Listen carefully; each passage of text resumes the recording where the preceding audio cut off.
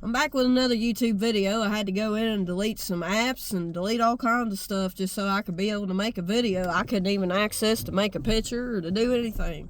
I've deleted every picture, every file out of everything I had saved in my file. I saved, my gosh, I couldn't do nothing on this phone. I don't know, man. If it ain't one thing, it's something other, it seems like. I ain't had no issues with this phone like that except for the last 3 or 4 months. I just had issues up and down. I don't have any videos, any pictures saved, nothing really. I had to delete I don't know how many apps. I don't see how all these apps get on my phone, even though I'm not putting them on there. I think the phones come with apps. And the more apps you put on your phone, the more it bogs it down, unless you got some kind of an iPhone that's got plenty of storage. My phone ain't got that much storage, apparently.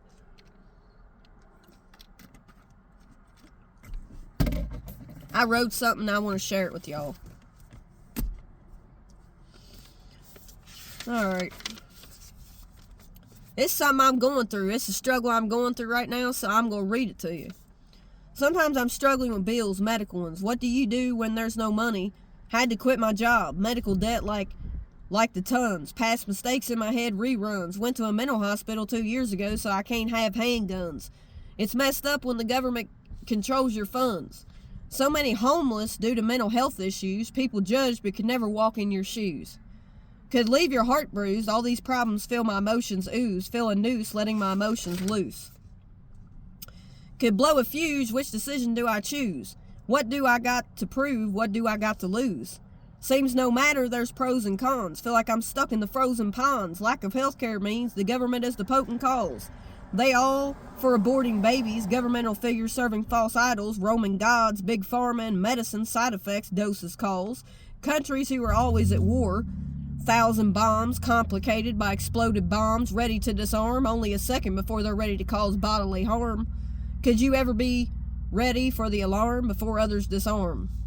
Then I put the devil is the creeper and the narcissist is the leaper. Well, that's what I wrote. Been sitting here freestyling over a beat. I don't know. I'm one of them people, God says no matter what you're going through, there's a light at the end of the tunnel, and it's really hard for me to see that light right now, but I know there's a light. I'm battling my own thought process, you know what I mean? We live in a fleshly body. I'm going through some stuff. I'm trying not to, it's all I've been talking about is this medical. I'm just so worried about paying this medical bill, and I don't have no money to pay it, man. And I don't know what I'm going to do, man. I don't know what I'm going to do. Leave it in the Lord's hands, because I don't have a job. I left my job due to my health means. I had to leave. I didn't have a choice. It is what it is. I wasn't going to go back to that job and end up hurting my back again. I just wasn't going to do it. It's crazy sometimes the decisions we have to make.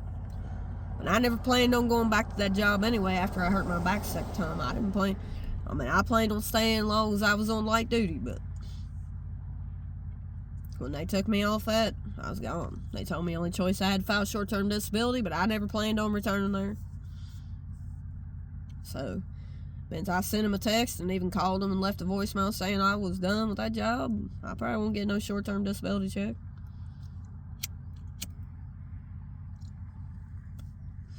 The money I got in my account is what I got left out of my tax money. I got $651 left. I was going to put back $175 to go towards paying 3 more months up of my car insurance. And I was hoping I'd get a short-term disability check, but unfortunately I probably ain't going to get one because I left the job. So, you know, it is what it is. I wasn't going back there.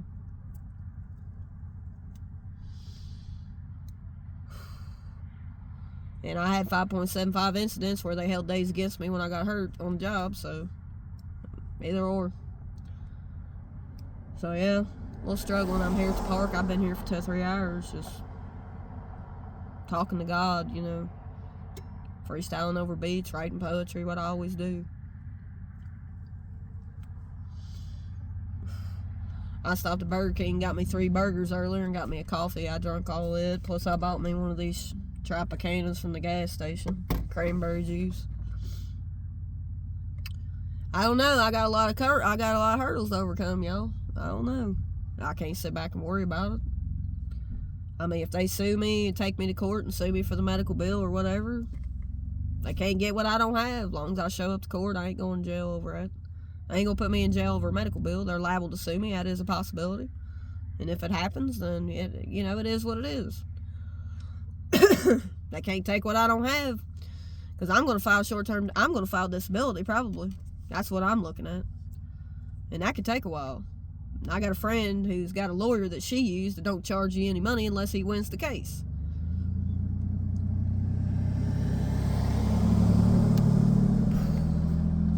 But if I'm going to try to get disability, I might as well do it while I'm living with my parents. Because if I lived out on my own and tried to get disability, as y'all well know, you can't have a job you file for disability. Because as soon as you go back to work, well, you just got to reapply again. From what I know, what I hear. You can't work. Who's going to pay your bills while you do that? That's another thing I'm wondering about. How am I going to pay my car insurance up for 3 years? How long, you don't know how long it's going to take to get disability. It can take several years. My uncle, it took him almost 3 years to get disability. And he was pretty down. I mean, I think he had diabetes. He had mental issues, many mental illnesses. He was on 16, 17 different medications. When he first applied, he didn't have a lawyer. But second time, he had a lawyer. You might as well have a lawyer when you apply. You might as well, because if you don't, 9 times out of 10, you probably ain't going to get approved the first time. Most people don't. There might be a few rarity people that do, but most people don't get approved the first time they apply. I know a lot of people that it took several years to get disability. They'll give you back pay for so much of it, I guess, but if you get a lawyer, you got to pay them, but you got to win in order to pay them. But my friend who got disability, she's going to give me the number, once she finds it, of the lawyer that she used that didn't charge her no money except for when she won. When she won, she paid her points, and it wasn't that bad. But it took her a year, which ain't too bad. But she's living in a house with 2 incomes. She had an income of her own, and then when she had to leave her job, she was making $3,000. And I'm not going to mention who it is. I'm just saying, even people, when you got bills to pay, man, it's rough. When you found disability, it might take a while to get it. And if you don't have some family members backing you up to help you pay some of your bills. I don't have nobody. I got my parents to live with, but they ain't going to pay my damn bills. You know what I mean? If you got a vehicle, you gotta have insurance on it if you're gonna go down the road.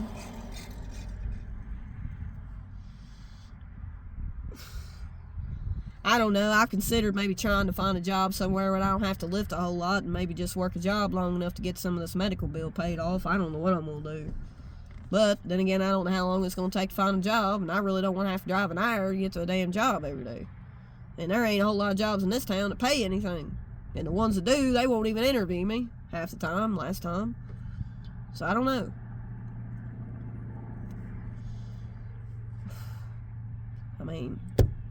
I could go to work in a restaurant somewhere, a retail store somewhere, but how many hours am I going to get? I guess I could try to pay whatever I can afford to pay, but I think what I'm going to do is go to the hospital and see if there's any funds anywhere, if there's any charities or anything with the hospital that actually help cover some medical costs when you don't have a job. I'm going to at least check into that. That's the first thing I'm going to do Monday morning.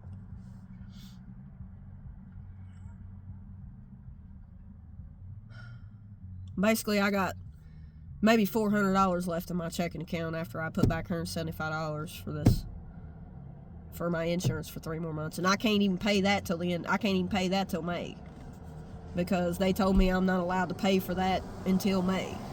I could have paid it up for the year, but I didn't want to spend $300 some out of my tax check, because that's all I got to go on. And since I left my job, I don't know if I'll even get a short-term disability check. I figured I probably won't, because they texted me yesterday and wanted to know when my return to work date was, and the doctor didn't put a return to work date because I told him when I went to the doctor I wasn't returning to that job. So I'm liable not to get any disability check. Obviously, I don't have insurance from the time you quit. Is usually when you lose your job benefits. Got somebody sitting here in the truck, so I'm on alert. I'm always aware of my surroundings. Because I've told you all, there's been 2 women show up dead in Maysville, and so I got to be aware of my surroundings. God's really telling me about that. Anytime you see somebody poking around. Of course, I know I come to the park and I've been known to sit in parking lots and everything else and talk about the Lord, you know. But it's real out here in the field, y'all. I pray the light of Christ over homeless. I pray the light of Christ over people who's dealt with rapists. I pray over the light of Christ over people who's institutionalized for things they didn't do. I pray over the ones who have been institutionalized. I pray that God will come and that they'll invite Christ into their lives. I pray that they'll accept him into their heart. I pray for anybody out there dealing with medical bills. I pray for anybody out there dealing with health issues. I pray the light of stripes, the healing of Christ over your life. I pray the financial success in your life. I pray that God will guide you out of that stumbling block you're in. If you're facing hurdles, if you're facing a job loss due to no fault of your own, that you had to leave that job, I want to pray over you. I'm going to pray in tongues. I'm going to pray to the Lord. Above all else, I'm going to pray to God. Because one thing about it, y'all, we're not slobs out here. Sometimes we get down. Sometimes we have to make decisions that maybe don't seem like they're the greatest, but it may seem like there's things that's happening in your life that God's doing. God's not causing you to lose your job. It is not God's fault. We live in a fallen world. We live in a fleshly body. I'm going to pray over all those out there. Pray over those who's suffering with trauma. Pray over those who's suffering with mental illness due to no fault of their own. For God says there is people who have mental illness, and he loves all people, and we live in a fallen world. It is not created. The disease was not created by God. It was created by the devil. We live in a fallen world. Do not blame God for your shortcomings. It is not your fault. Everything is not your fault. Don't blame everything on yourself, but take accountability for what you do. But God said there will be many a people who will have to be forced to choose between their job and feeding their kids, they have health issues to where they cannot keep continuing that job, that they have to leave, and there's nothing they can do. God said he's guiding you through. I am telling you about my shortcomings so I can guide as a walking testimony for the Lord to speak the light of Christ to you. And this is what I am doing. God's using me as a walking testimony. I'm in a season. In my life of overcoming. I cannot run. I have to face my problems head on. And it's not the easiest to do when you suffer with mental issues. But I have to keep my brain straight as much as I can. And I am on medication. But I'm not going to lie and say that I have not worried and that I have not stressed myself about it. It's not easy for me to control, but I'm trying my best. And God says, give your burdens to him. He will give you the lighter load. I'm speaking the light of Christ over so many people. I speak the light of Christ over our government officials. I pray for them to walk in Christ's light and not walk Christ-like. Walk Christ-light and walk in Christ's light. I voted for Trump, but I just don't know if it was the best decision or it was not. I don't know. Many people say he's a narcissist. You hear so many negative things about him on the internet, but social media is demeaning. And you do not know what to believe when you listen to the news. Who knows? Whether he is a narcissist or whether he is one that's guided by the Lord. I don't know. Either way, I don't have the answers to everything. Only God knows. But one thing I will say is I do not put my faith in political figures. A lot of them try to do stuff, but they do not have the final say-so on everything. It has to go through the Congress. There's other things it has to go through. They have to get so many votes for things to pass, so let's do not worry about them doing away with taxes. If they do, they do. If they do, then I don't know how it's going to affect Medicaid. I don't know how it's going to affect SSI. I don't know how it's going to affect SSDI. I don't know how it's going to affect the grocery prices. I don't know how it's going to affect the gas prices. Everywhere when you get on the internet tells you that it's going to be hitting inflation, that inflation is coming. That's what you hear when you watch social media. I don't know what to believe, but what I do know is if he puts tariffs on China, Canada, and he's putting tariffs on Mexico, what are we going to do? I don't know what's going to happen. I would assume that the prices will go up on everything.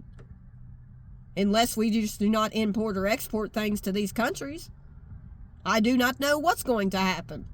I cannot speak falsified lies on my channel. I don't know what's going to happen. But the first thing, if this is what truly is going to take place April 2nd, I don't know how it's going to affect our economy. I don't think it's going to affect it good, but that's what the news says, so we do not know. Only time will tell. But God says if he provides for the birds and the bees, he can provide for you. God prepares us before the harvest. That's what he tells us. He does not starve us. Many people will have to learn how to fast. That's the way I look at it. I fast every day. I've not ate a dang thing today. But I'm worried, and when I worry, I don't eat. And that's not good because it lowers my serotonin levels. That's what my counselor tells me. I've had a coffee. Well, no, I have ate today. Never mind, y'all. I ate 3 burgers. What am I saying? See, sometimes my bipolar causes me to do that. I forget things. Then I have to remember things. So when I say I'm trying to focus, to learn to think before I react is not always the easiest for me because I suffer from slurred speech. People who don't suffer bipolar don't get that. Unless they are educated. And I'm not saying that nobody out there is not sympathetic to people with mental health issues, or that any of my viewers are that way, but there are people in the world who are not sympathetic to mental health care means.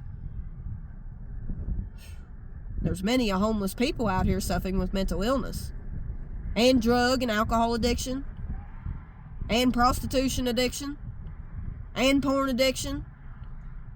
All kinds of addictions, y'all. Remember, they're putting poison in the food. It's hard to avoid it. They say not to eat out, but there's poison in everything. I suggest you buy your meats from farmers. But one thing I will consider, because I think outside the box, what about people out here who are drawing food stamps? Can they use food stamps at the farmers' markets? That's a good question. I don't have the answer to that. Just saying. I remember when food stamps, when my grandmother was younger, my grandmother, before she passed away, it was my dad's grandmother. She lived off $500 a month, is what she drawed in Social Security. Her rent, I think, and it's been years ago, many years ago, I was in my teens, and she paid $75 a month, I think, for her rent because it was based off her income.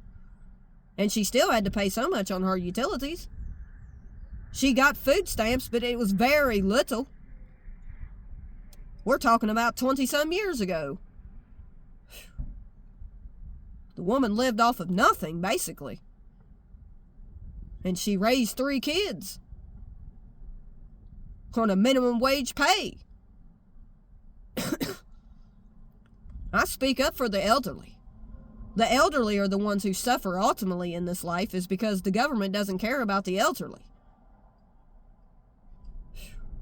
Not that when you retire, you don't have a lot of money to live off of. A lot of people don't. I don't know what they base it off of, if they base it all the years that you have worked at a job or the last 3 or 4 years that you have worked as to how much you draw Social Security. I don't know all about it. I will not sit here and say that I know it all, because I do not. I have never had to do it, so I do not know. But it is very sad that elderly people have to go without their medications. I remember my grandmother, I brought her up for a reason. I remember she could only get 3 or 4 pills of a certain medication because she could not afford to pay for the whole 30 pills. She lived off $500 a month. She got food stamps, but it didn't amount to nothing. I think she only got, I don't know, I'm not for sure. I want to say $30 or $40 in food stamps a month would not hardly buy nothing. What would $30 or $40 get you in the store? I don't know how much she got, but it wasn't enough to provide her food for a month. She had Meals on Wheels that came to her house. They provided her a meal, and they come and cleaned her house. And she was eligible for that because she only lived off $500 a month. I don't see how she did it. But you know, I give her kudos for what she did. She had to do without a lot. She had Medicare, but it didn't cover everything. Evidently, it didn't cover her medications, not all of it, that she had to take. It's sad when elderly people have to choose to take, they can only pay for 3 or 4 pills because they cannot afford to pay for the full 30 pills. It's sad. And there's people out here that's younger that cannot pay for their mental health care medication because they have no insurance. They don't have no income. They may be homeless with nothing, but the clothes on their back And we have people in society who do not love God's people, who judge God's people but don't love God's people, who are hypocrites, who claim to be a critic, who have never walked a mile in their shoes. They are too judgmental. People are too judgmental. If you have not walked a mile in someone's shoes, how can you be a hypocrite and judge somebody you do not know? You don't know what they've been through in their life, their upbringing, what they have dealt with in life. You do not know the burden that they have, the load.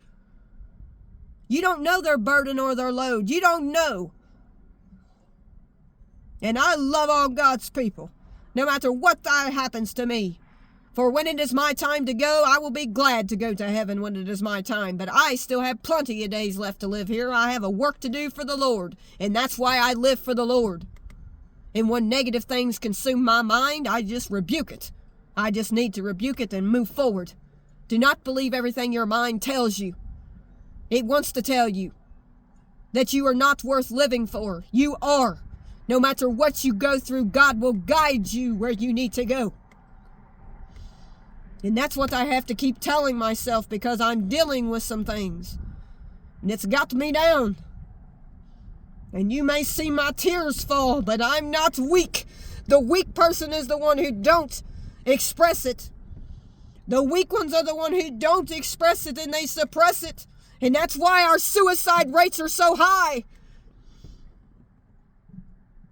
God says the suicide rates are so high because people are tired of dealing with life.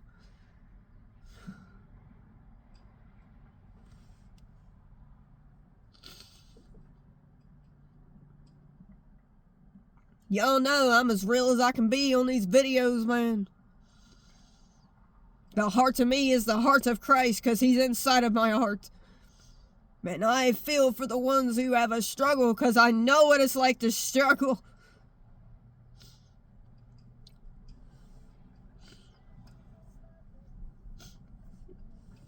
I know what it is like. And I feel for the homeless. I feel for the people who are struggling more so than me. So this channel is not all about me and my problems. It's about other people who are struggling. And some people out here in the world are judging them and have not walked a mile in their shoes to be judging. It is not our place to judge people. It is our place to lead people, lead the lost to Christ with His love. Not by pushing and shoving people away.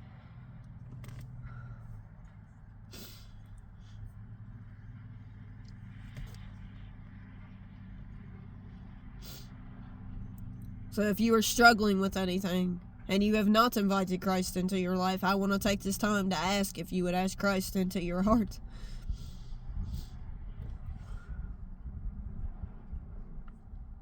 I am forthcoming on these videos. I do not lie about what I deal with. I do not try to suppress my emotions.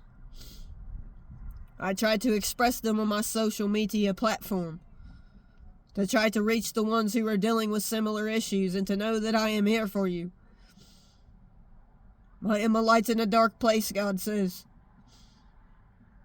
I love God's people, and that is true.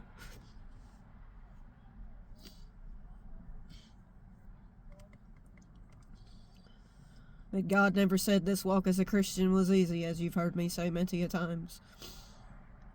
But it's not easy. But it will all be worth it one day when we make it to heaven. And we no longer have to worry about disease and money and greed and people who do not love people, because there will be no people in heaven like that. Everything will be perfect.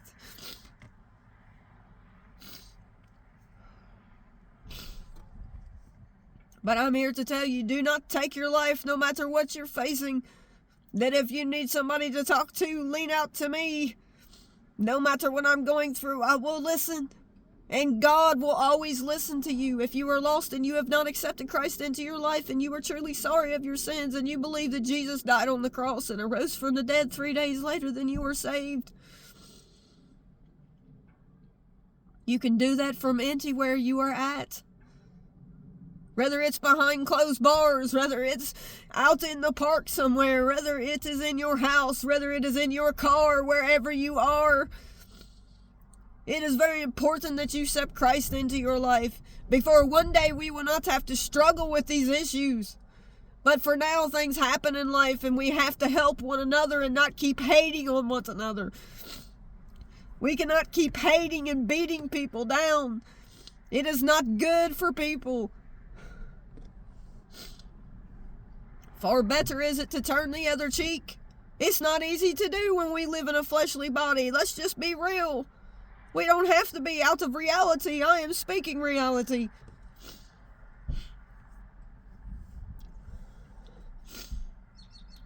And then go find you a non-religion church who speaks of the spiritual gifts. And be baptized. But remember, baptism is not the true way to salvation. Accepting Christ into your heart is the true to be good news that people say it's too true to be real news, but it is the good news. It is that easy, accepting Christ into your heart. But that has to be a decision that you make. It cannot be one that I make. I have already made that decision, but I cannot make that decision for you. It's a simple decision to make in my eyes.